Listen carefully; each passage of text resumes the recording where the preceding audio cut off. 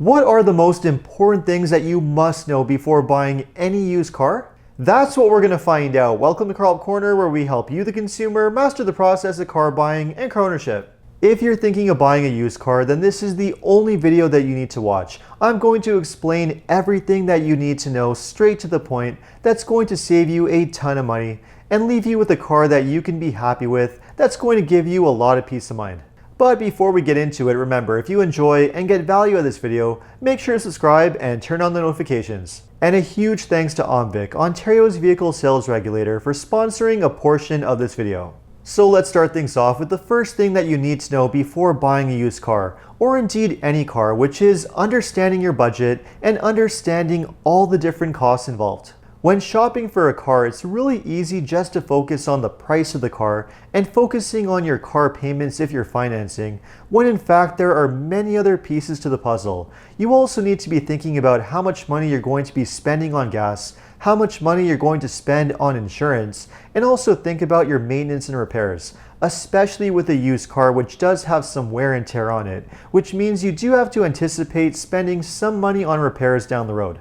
And not only do you need to think about all these different expenses, but you also need to make sure that you're spending within your means. One rule that you could follow that can really help with this is the 20-4 and 10 rule. The 20 stands for a 20% down payment, which is the minimum recommended down payment that you should spend on any car. The 4 stands for a 4-year term for financing, which is the maximum term that's recommended for a used car. I think a 3-year term for financing is actually a lot better on a used car, but 4 is also okay at an absolute max. And finally, we have the 10, which means that a maximum of 10% of your total income should be spent on all your car expenses, which means that if you have an income of, say, for example, $70,000, you should be spending a maximum of $700 per month on all of your car expenses. Now, with today's car prices, it is not hard to spend at least that much on a car. They can be quite expensive. Say you're anticipating spending around $500 per month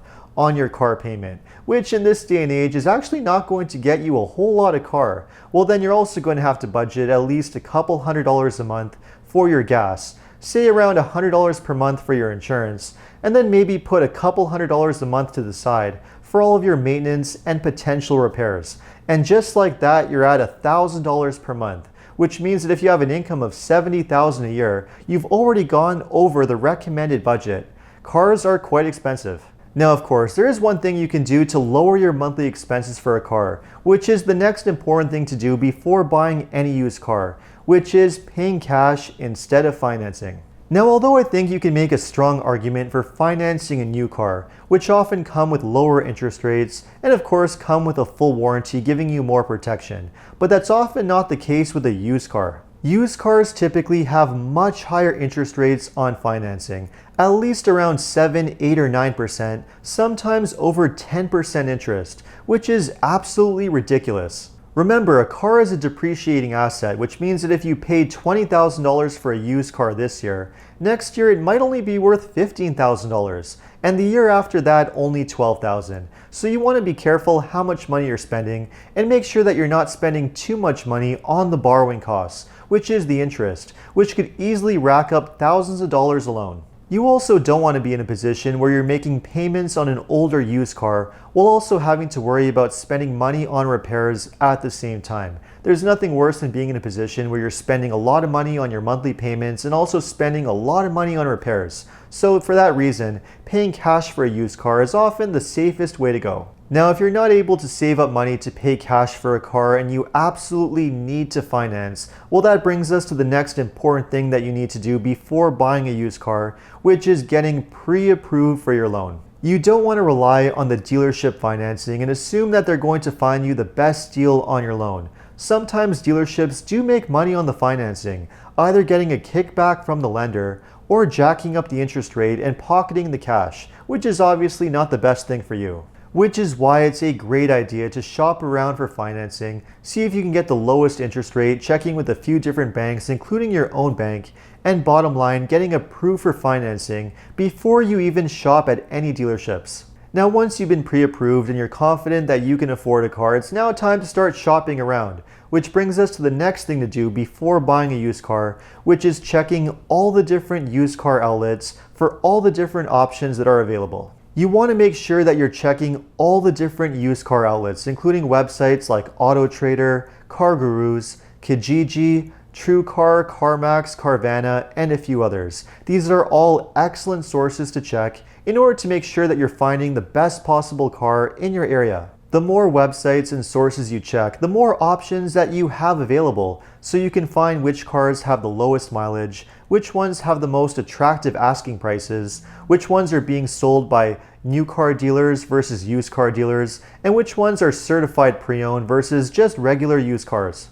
And based on all the different cars that you see listed online, you can start to narrow down your selection and maybe select around 4 to 5 cars to focus on, the ones that have the most attractive price and have everything that you're looking for. And at that point, the next thing you want to do before buying a used car is to check the car's history report. The history report is going to give you all kinds of very valuable information on the car, including whether it's been involved in a serious accident or even multiple accidents, including what the damage cost to repair, whether the car has any service history or service records, how many owners it previously had, and whether it's been registered in another jurisdiction or even another country. All of this information is extremely important to know before you make any kind of decision. For example, if a car that you come across has a $12,000 accident claim in its history, well, you might want to cross that one off the list because it could mean too many potential headaches down the road.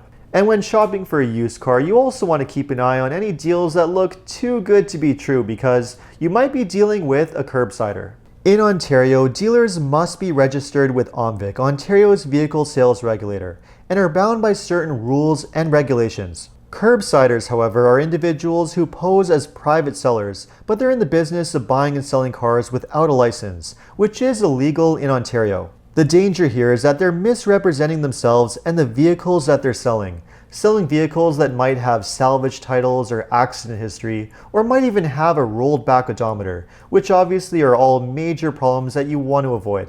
And one of the worst things is that if you buy a car from a curbsider, your options in terms of consumer protection are extremely limited. So if you want to maximize your protection, the safest thing to do is to buy from a licensed dealership. But if you are buying from a private seller, make sure the seller is the actual owner of the car that you're looking at, and that they're not selling multiple cars online, because that's a major red flag that you could be dealing with a curbsider. To learn more, just visit the OMVIC website. More information can be found in the description below.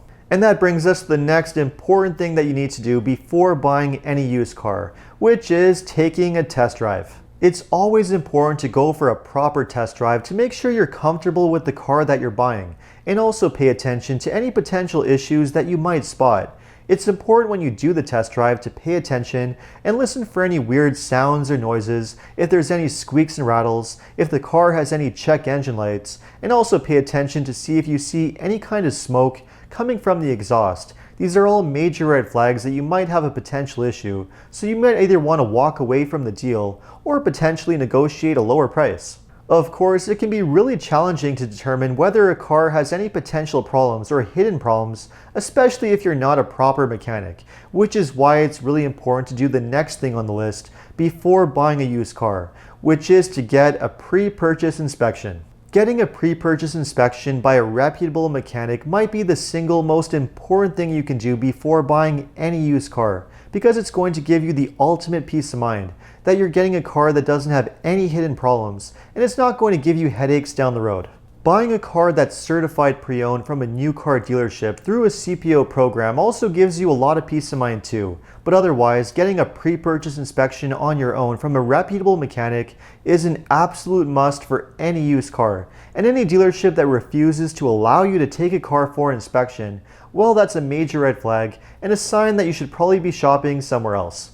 Now at this point, after you've done your test drive and done the inspection, it's now time to be looking closer at the pricing. And the most important thing that you want to pay attention to before buying the car is to get the out-the-door price. You want to make sure that the price that you're paying matches the price that you saw advertised online. and that the dealership is not trying to charge you for any additional fees or add-ons that were not properly disclosed to you ahead of time. When it comes to buying a used car, it's a pretty straightforward process when compared to a used car as far as the pricing goes. Really, you should only be paying the advertised price or a lower negotiated price if you're able to negotiate, and on top of that, your sales tax and your licensing and registration. That's really about it.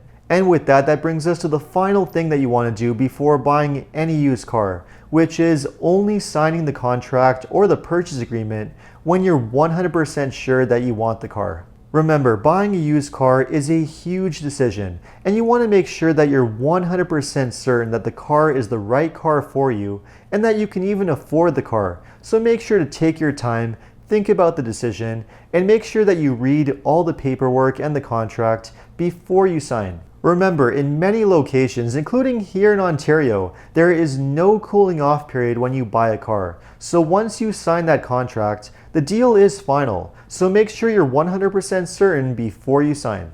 And there you have it, the most important things that you need to know before buying a used car. Let me know what you thought of this video, and if you have any suggestions for any future car videos, just leave a comment below. And if you enjoyed this video, make sure to like and subscribe. You can also take a look at my other car videos by clicking these links over here. Make sure to follow me on TikTok and Instagram. And if you need additional car buying advice, recommendations, or help with getting a great deal on your next new car purchase, make sure to visit carhelpcan.com. Thanks so much for watching, and see you next time.